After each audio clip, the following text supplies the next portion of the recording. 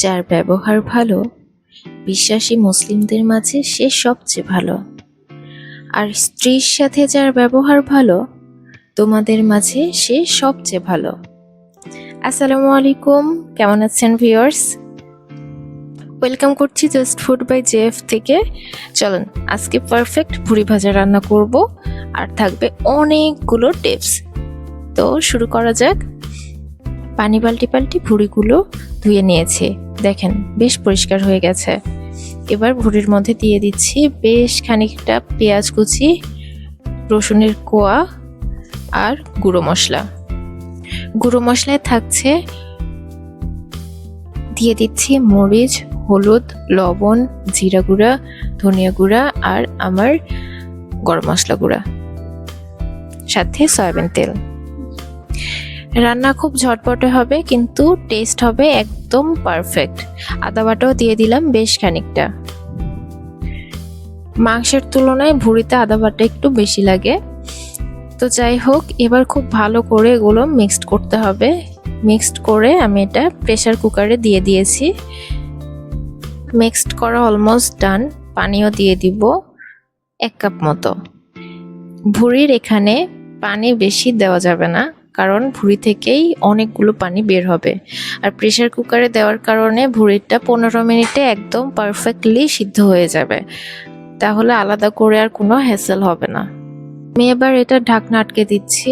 কেউ যদি ভুড়ি অনেক নরম করতে চান তারা 20 মিনিট রাখবেন, তবে আমার 15 মিনিটে হয়ে গিয়েছিল। যাই হোক, এবার সাইডে আমি এটার মশলা রেডি করে নিই। মশলায় থাকছে এলাচ, দারুচিনি, লবঙ্গ, কয়েকটা গোলমরিচ, অল্প একটু মেথি, জয়ত্রী, স্টার অ্যানিস আর তেজপাতা। এগুলো আমি সুন্দর করে গুঁড়ো করে নিয়েছিলাম। এদিকে আমার ভুড়িটাও অলমোস্ট সিদ্ধ হয়ে এসেছে।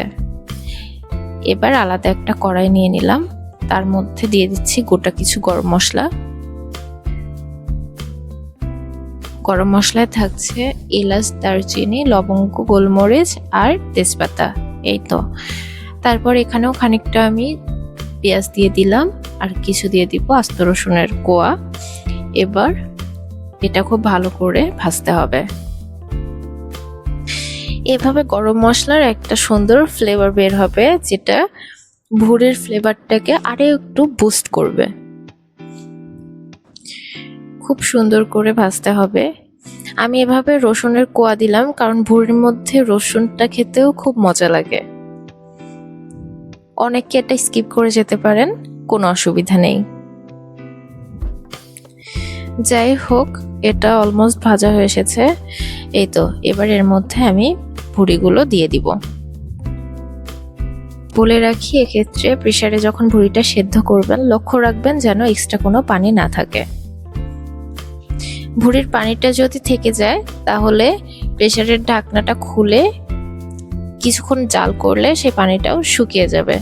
এভাবে ভুড়ির পানিটাও শুকিয়ে নিয়ে তারপরেই এটা এভাবে তেলের ওপরে ছাড়তে হবে। তারপর এই তো আমার মশলাগুলোও দিয়ে দিয়েছি অলরেডি। পর্যায়ে চুলার আঁচটা রাখতে হবে মিডিয়াম লো হিটে, আর ভাজতে হবে বেশ সময় নিয়ে।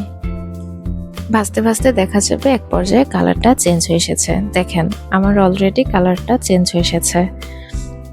কেউ চাইলে আরো ডিপ ফ্রাই করতে পারেন, তবে আমি এই পর্যায়ে রেখে দিচ্ছি। আমার ভুড়িটারও তেল ছেড়ে এসেছে, খুব সুন্দর একটা কালারও এসেছে। লাইটের কারণে কালারটা একটু লাইট লাগছে, কিন্তু এটা আরো একটু ডিপ কালার, খুবই সুন্দর। এই তো, এটাতে কিছুটা হয়তো বোঝা যাচ্ছে। আমার ভুড়ির রান্না ডান। খুব মজার মজার রান্না আর অসংখ্য টিপস পেতে সাথেই থাকা লাগবে। Please subscribe just food by JF. Thank you so much.